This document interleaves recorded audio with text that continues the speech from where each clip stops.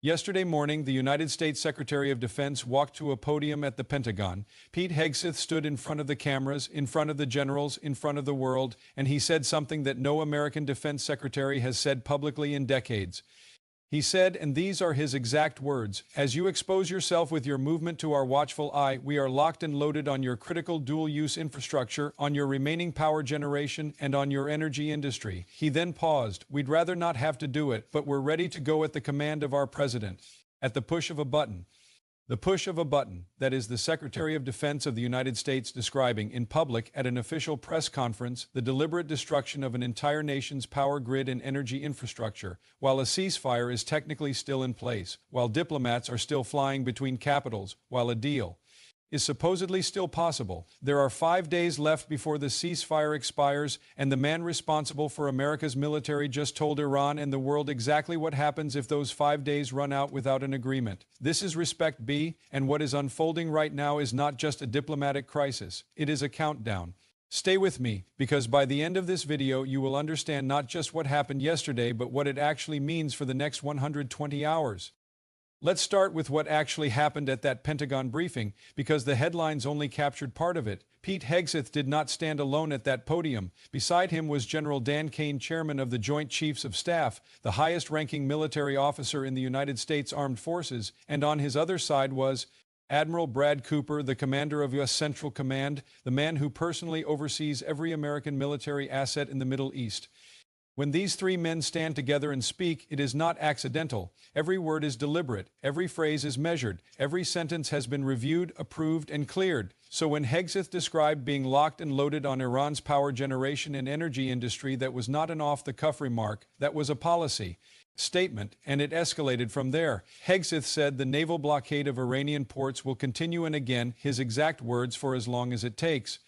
General Kane followed up. He told reporters that 13 ships have now been turned back from Iranian ports since the blockade began Monday, and then he added something that most media buried in the 6th paragraph. He said US forces could expand ship interceptions beyond the Middle East into the Pacific. Let that land, America is now signaling that its naval enforcement of this blockade is not limited to the Persian Gulf or the Strait of Hormuz or even the Indian Ocean.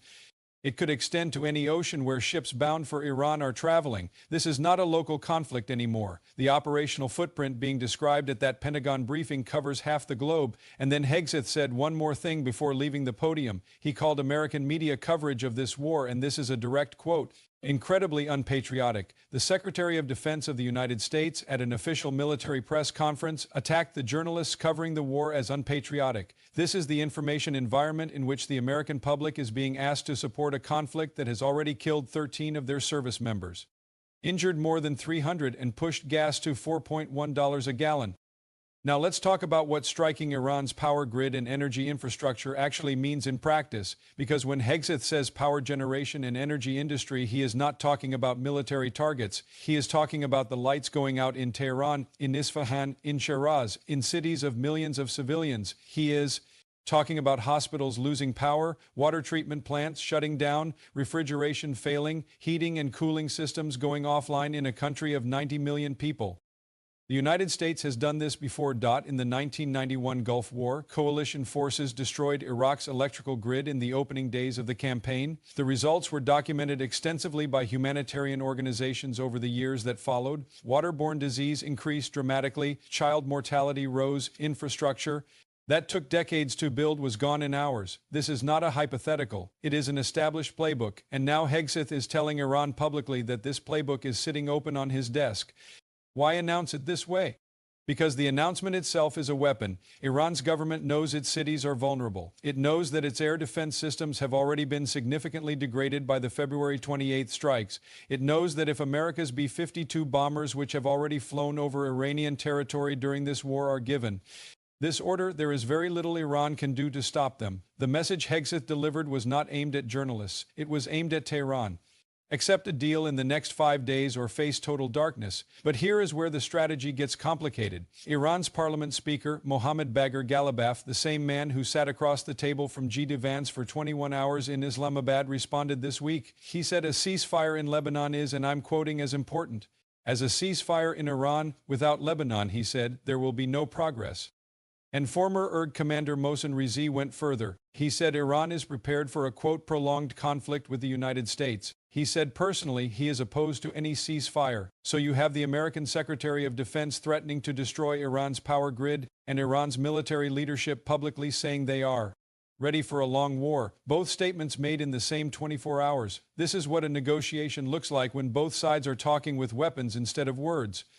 Now let's talk about the one development yesterday that actually looked like good news. Israel and Lebanon agreed to a 10-day ceasefire, announced by Trump, cheered by crowds in Beirut, described by the White House as a diplomatic achievement, and it is in a narrow sense real. Israeli airstrikes paused, Hezbollah rockets stopped. People in southern Lebanon stepped outside after weeks of bombardment. But here is what the headlines did not tell you.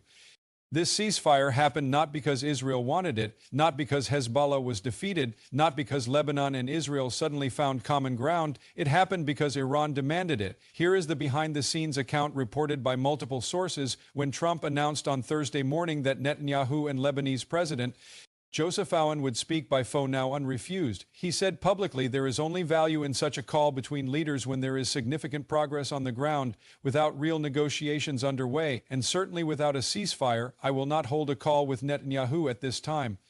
Lebanon's president publicly humiliated the American president's timetable before cameras on the record. So what changed in the next few hours?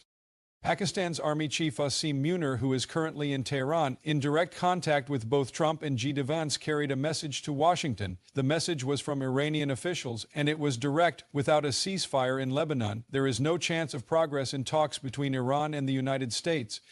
That message went from Tehran to Islamabad to Washington, and within hours Netanyahu said yes to a Lebanon ceasefire, a ceasefire he had been resisting for weeks. Netanyahu himself was asked in his security cabinet meeting what caused the sudden change. His answer was two words: it's a Trump request. So let's be clear about the sequence of events. Iran set the condition. Pakistan carried the message. Trump applied pressure to Netanyahu. Netanyahu agreed. Trump announced it as a diplomatic success. The ceasefire in Lebanon exists because Iran made it a condition for any deal on the bigger war. That is not a victory for American diplomacy. That is Iran dictating the terms of engagement from behind a negotiating table they technically walked away from. Now add one more layer. Israel agreed to the ceasefire, but Israel also announced it will keep its troops in southern Lebanon throughout the 10-day pause, and Hezbollah's response to the ceasefire announcement was not congratulations. Their statement said the Lebanese people have, quote, the right to resist Israeli forces in their country, a ceasefire in which one side maintains an occupying military force, and the other side publicly reserves the right to attack that force. This is not peace. This is a pause, with a loaded gun still pointed at both parties' heads. Let's step back from the diplomacy and look at what the blockade is doing to the real world right now. Today, the U.S. naval blockade of Iranian ports went into effect on April 13th. As of yesterday, 13 ships have been turned back. One Iranian cargo vessel tried to slip out of Bandar Abbas, Iran's main port, and was intercepted by the USS Spruance, a guided missile destroyer. The ship was redirected back to Iran. U.S. Central Command says the blockade has, in their words, completely halted Iran's economic sea trade. Iran disputes this. Iranian state media reported that Iranian vessels have continued to pass through. The reality, according to Independent ship tracking data, is somewhere in between. Some ships are moving, many are not, and the uncertainty itself is enough to keep major shipping companies away. Now here is what that means for you. The Strait of Hormuz before this war carried 25% of the world's seaborne oil and 20% of the world's liquefied natural gas every single day. It is down roughly 90% since February 28th. Brent crude oil prices have spiked significantly. U.S. gas prices hit $4.1 per gallon. As of this week, more than $1 above pre-war levels. But here is the part of the story that almost nobody is covering. It is not just oil. 30% of global ammonia production, the chemical foundation of the fertilizer that grows corn, wheat, rice, and soybeans, is directly tied to Gulf energy infrastructure. Fertilizer prices are projected to average 15 to 20% higher in the first half of 2026 if this crisis continues. American farmers are making their spring planting decisions right now. The crops they plant in the next few weeks will feed the country through the rest of the year and into 2027. They are making Those decisions against a supply chain with no confirmed resolution date. And in Europe, the economic damage is already being documented. Germany, the largest economy in Europe, just cut its 2026 growth forecast to 0.5%, down from 1.0% just months ago. Their inflation is running at 2.8% and climbing. Lufthansa, Germany's flagship airline, announced yesterday it is permanently grounding 27 aircraft. The reason given by their CFO, fuel costs that are his exact words sharply increased. A major European airline permanently retiring aircraft because of this war. That is not an abstraction. That is pilots losing jobs. That is routes disappearing. That is the economic cost of a conflict that Europe had no vote in starting wearing itself into the fabric of ordinary life, and Iran is now threatening to expand the disruption. This week, Iran's military announced that if the U.S. does not lift its blockade, Iran will shut down all shipping in the Persian Gulf, the Gulf of Oman, and the Red Sea. The Red Sea, Iran does not border the Red Sea, so how does it threaten to close it?